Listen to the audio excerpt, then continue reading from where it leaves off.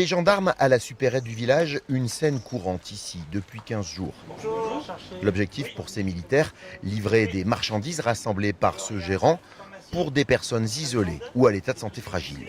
Alors dans ce cas dit, on a tout ce qui est médicaments pour ces gens, ensuite de la boucherie d'à côté et tout ce qui est épicerie d'ici. Et tout ça, on se regroupe entre les commerçants pour faire qu'une livraison. Avant que les gendarmes prennent le relais, je sortais le soir ou entre midi et deux pour les livrer. Parce que je ne pouvais pas le livrer pendant les heures de travail. Et grâce à eux, je peux un peu me souffler, on va dire.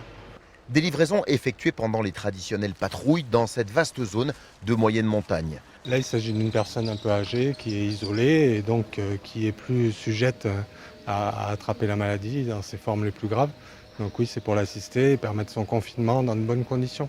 Direction le petit village du Bessat à 15 km de la supérette. Robert, récemment opéré du cœur, apprécie vraiment de ne pas devoir prendre de risques pour se ravitailler.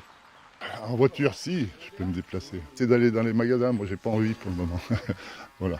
Parce que vous êtes en situation de fragilité. Voilà.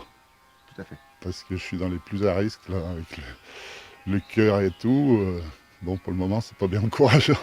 La mission suivante, c'est le collège du Pilat à Bourg-Argental. Les militaires y reçoivent des cours pour des élèves qui ne peuvent se connecter à Internet. C'est un moyen de lutter aussi contre l'isolement parce qu'on a certaines familles là qui sont dans des petits villages assez éloignés et ça va permettre aussi d'avoir un contact social, des familles qu'on a un petit peu perdues de vue.